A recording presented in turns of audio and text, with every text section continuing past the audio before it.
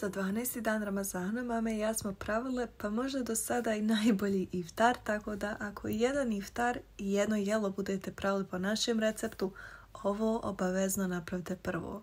Toliko je ukusno, toliko je lako za napraviti, toliko je sve prelijepo zapečeno i sočno, ja sam se bukvalno zaljubila.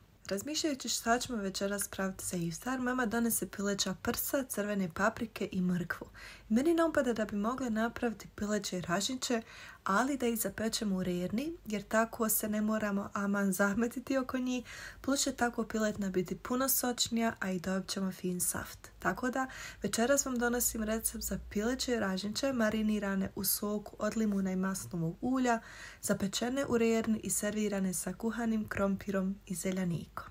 Ja lično piletinu mogu da jedem na 100 načina, volim je jer je ukusna, laka za napraviti, laka i za probaviti, a na sve to odlično upija sve okuse u kojoj je marinirate. Mislim da mi je ovo pored teriyaki piletine najdraži način do sada i za pripremiti i za pojesti piletinu. Nažalost, sos koji sam koristila u ovom videu nisam snimila, ali ne brinite, napisat ću ga detaljno u opisu videa.